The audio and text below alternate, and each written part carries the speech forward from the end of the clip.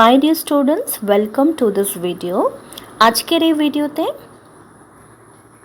আমরা সনেট নিয়ে জানবো, কেননা এর আগের ভিডিওটিতে তোমরা সনেট সম্পর্কে অনেকেই জানতে চেয়েছিলে, তাই আজকের এই ভিডিওটি সনেট নিয়ে তোমরা খুব ভালো করে দেখো, শোনো।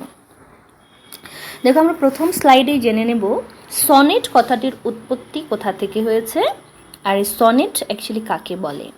তো দেখো, সনেট কথাটি ইটালিয়ান শব্দ একটা সনেটো থেকে এসেছে, যে কথাটার অর্থ হলো লিটল সং বা ছোট্ট গান। ঠিক আছে, এই সনেটের ডেফিনেশন বা সংজ্ঞা যদি বলতে হয় তাহলে এরকমভাবে আমরা বলতে পারি যে sonnet is a poem of 14 lines using any of a number of formal rhyme schemes। অর্থাৎ সনেট হলো 14 লাইনের, কত লাইনের? 14 লাইনের একটা ছোট্ট কবিতা, যেটাতে নির্দিষ্ট একটা ছন্দ থাকে। আচ্ছা, এবার এই সনেট কথাটিকে প্রথম কে আবিষ্কার করেছিল? সনেট কে প্রথম আবিষ্কার করেছিল? এটা আবিষ্কার হয়েছিল প্রথমে ইটালিতে, আর আবিষ্কার করেছিলেন ইটালিরই একজন ইটালিয়ান পোয়েট, জিয়াকোমো দে ল্যান্টিনি। ঠিক আছে, ইনি এই সনেটটিকে আবিষ্কার করেছিলেন, কিন্তু উনি আবিষ্কারই শুধু করেছেন, জনপ্রিয়তা কিন্তু দিতে পারেনি। ঠিক আছে, পরবর্তীকালে ফ্রান্সিসকো পেট্রার্ক নামে একজন ইটালিয়ান পোয়েট, ওনার লাভার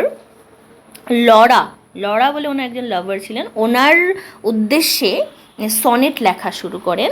তো ওনার হাত ধরেই কিন্তু সনেট পরবর্তীকালে ইটালিতে জনপ্রিয়তা লাভ করেন, আর ওনার লেখায় উৎসাহিত হয়ে অনেক ইটালিয়ান পোয়েটসরাও সনেট লেখা শুরু করে। ঠিক আছে, এবার এদিকে ইংলিশ অর্থাৎ ইংল্যান্ডেও কিন্তু শেক্সপিয়ার ওই ইটালিয়ান পোয়েটসদের ওই সনেটসগুলো দেখে সনেটস লেখার জন্য ইন্সপায়ার্ড হন, কিন্তু ইন্সপায়ার্ডই হয়েছিলেন।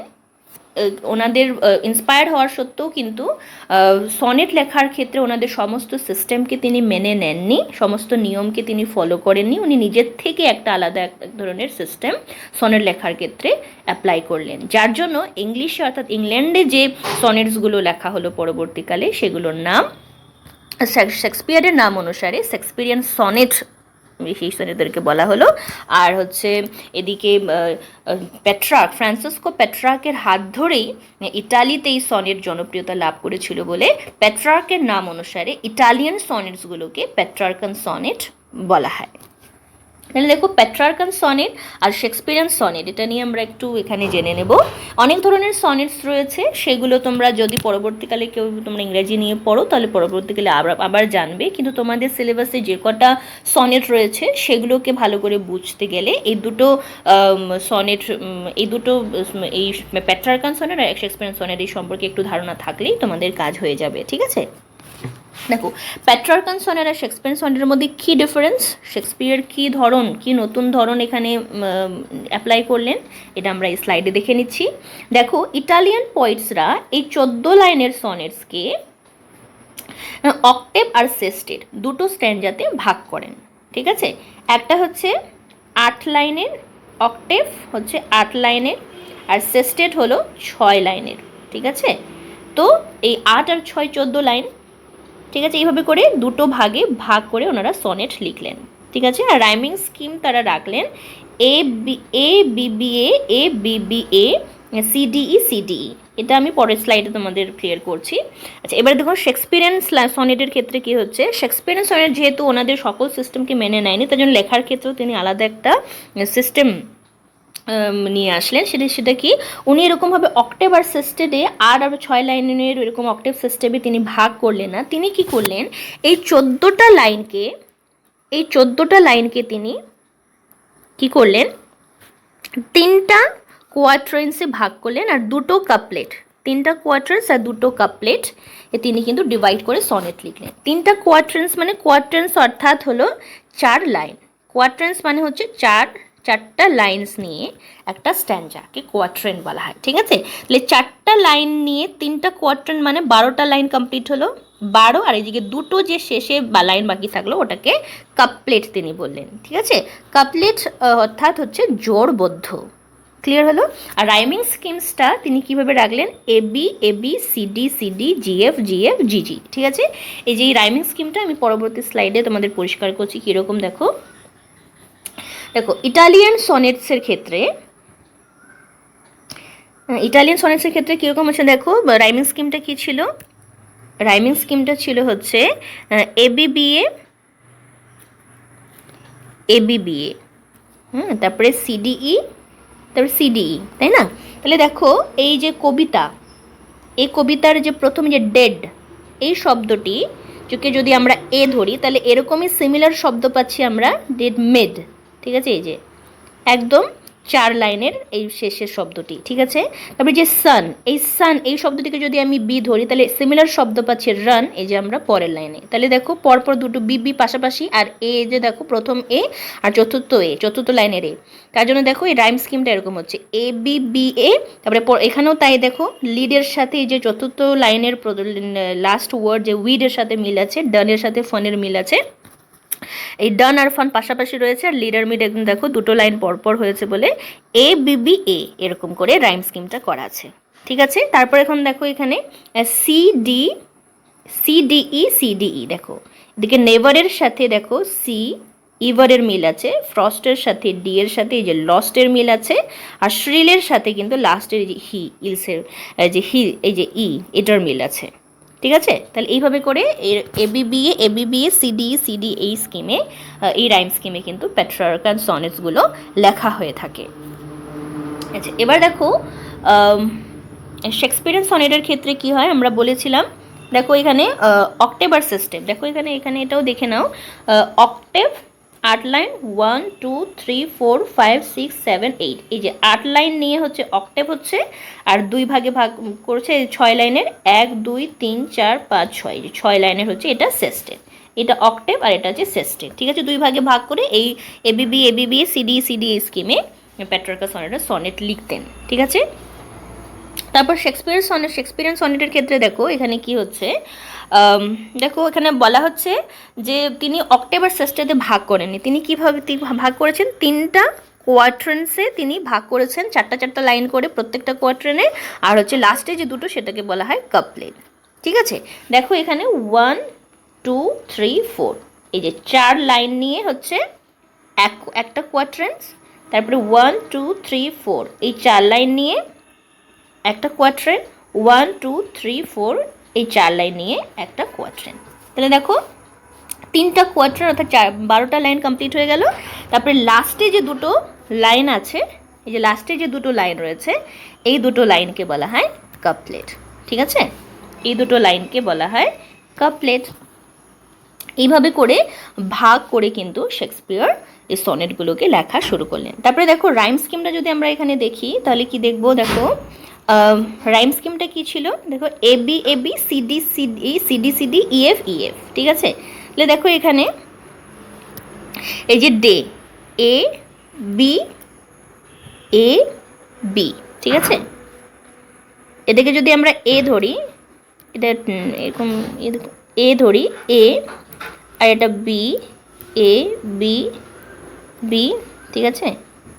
C D C D E F E F, ঠিক আছে? তোমরা যদি বইটা যদি তোমাদের কাছে থাকে তাহলে মিলিয়ে দেখো, রাইমটা কিন্তু এরকম করে মিলে যাবে। দেখো এখানে দেখো ডের সাথে কিন্তু মের মিল আছে, আর টেম্পারেটের সাথে হচ্ছে ডেটের মিল আছে, শাইন্স এর সাথে মিল আছে হচ্ছে এই যে ডিক্লাইন্স, ঠিক আছে? আর যে ডিমডের সাথে এই যে আন্ডার ট্রিমডের মিল আছে, এরকম করে তোমরা মিলিয়ে দেখো, দেখবে রাইমটা মিলে যাবে, ঠিক আছে? আচ্ছা, এবার দেখো আমরা নেক্সট স্লাইডে চলে যাই। এখানে দেখো আরও কিছু এই ব্যাপারগুলোকে আর একটু পরিষ্কার করে নিচ্ছি। এখানে দেখো এখানে শেক্সপিয়ারিয়ান পেট্রার্কান সনেটের ক্ষেত্রে অক্টেভ, এই অক্টেভে কি থাকে? অক্টেভে কি থাকছে? Introduces a problem or expresses a desire. তো এই অক্টেভ বা প্রথম স্ট্যান্জাতে, এই পেট্রার্কান সনেটের প্রথম স্ট্যান্জাতে কবি আইদার একটা সমস্যাকে নিয়ে কথা বলে বা একটা নিজের স্ট্রং ডিজায়ারকে স্টাবলিশ করে, স্ট্রং ইচ্ছাকে প্রকাশ করে, ঠিক আছে? কোনো ওখানে ঘোষণা করে নিজের ইচ্ছাকে। আর সেস্টেটে একটা ভল্টা থাকে। ভল্টা অর্থাৎ কি? ভল্টা অর্থাৎ হচ্ছে টুইস্ট। ভল্টা অর্থাৎ টুইস্ট, টুইস্ট মানে হচ্ছে টার্ন খাওয়া, ঠিক আছে? টার্ন হয়ে যাওয়া। অর্থাৎ এই যে অক্টেভ পর্যন্ত কটা লাইন? 8টা লাইন, তারপরে ষষ্ঠের অর্থাৎ 9th লাইন শুরু হয়ে গেল ষষ্ঠ থেকে। এই যে 9th লাইনে কি হবে, কবি এই অক্টেভে যে ধরনের কথা বলে এসেছিলেন, যেভাবে কথা বলে এসেছিলেন, এই 9th লাইনে গিয়ে কিন্তু তিনি অন্যভাবে কথা বলেন, ওনার কথাটা অন্য ধরনের হয়ে যায়, কিছুটা অন্য ধরনের হয়ে যায়, যার জন্য এই টুইস্টকে বলা হয় এই মানে কবির শব্দে, মানে এরকম মানে সনেটের শব্দে ভোল্টা, ঠিক আছে। তো এই যে ষষ্ঠের এই পার্টে উনি কী করেন, ডিসক্লোজ দ্য সলিউশন আর gives us a way out, অর্থাৎ এই যে অক্টেভে যে প্রবলেমগুলোকে নিয়ে তিনি বলেন বা কোনো ডিজায়ারকে প্রকাশ করেন, এগুলোর একটা সলিউশন কিন্তু তিনি এখানে সেস্টেটে আমাদেরকে দেওয়ার চেষ্টা করেন, ঠিক আছে।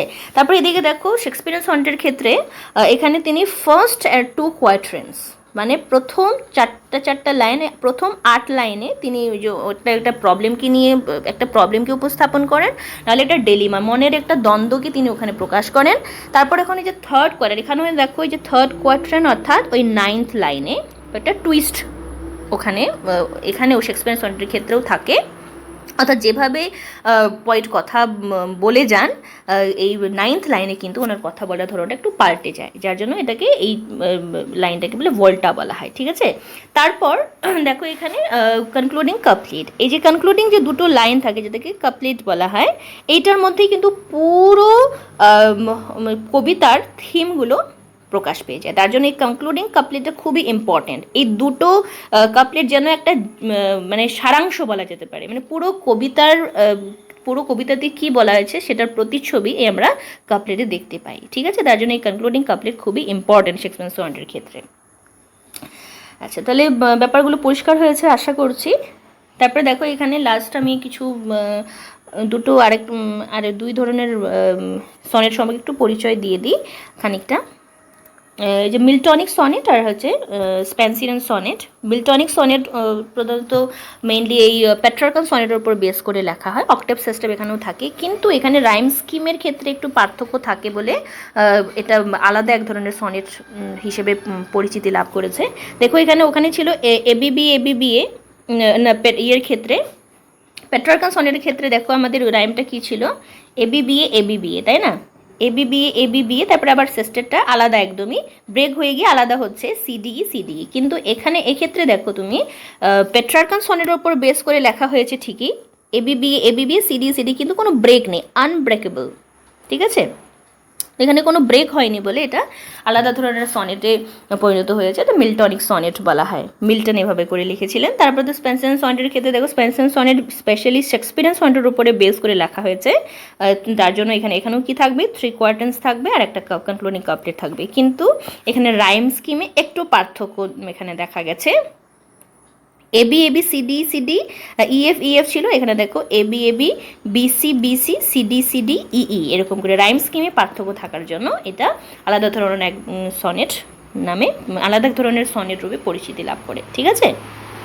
এই যে কিছু পার্থক্যের জন্য সনেটগুলোর মধ্যে এই ডিফারেন্সগুলো আসে, আর এই ডিফারেন্সের কারণে বিভিন্ন ধরনের সনেট রয়েছে, যেগুলোর মধ্যে আজকে আমরা এই ভিডিওতে কি দেখলাম, পেট্রার্কান সনেট দেখলাম আর শেক্সপিয়ার সনেটটা ভালো করে দেখলাম, আর এই মিল্টনিক সনেট আর স্পেন্সিয়ান সনেট সম্পর্কে একটু ধারণা তোমাদের দিলাম, ঠিক আছে। আশা করি তোমাদের সনেট মানে ওই তোমাদের সিলেবাসে যে সনেট দেওয়া রয়েছে, যে কটা সনেট দেওয়া হয়েছে সেগুলো বুঝতে হলে তোমাদের এই যে যতটুকু এখানে ধারণা দিলাম, এতটুকু ধারণা থাকলেই কিন্তু তোমরা পোয়েমগুলোকে ভালো করে বুঝতে পারবে, ঠিক আছে। যদি কোনো সমস্যা থাকে বা এরকম কোনো পয়েন্ট তোমরা বোঝোনি, এরকম যদি হয় তাহলে কমেন্ট বক্স খোলা রইল, তোমরা অবশ্যই কমেন্ট করবে, আর বুঝতে পেরেছো কি না সেটাও কমেন্ট করো, ঠিক আছে। Thank you so much.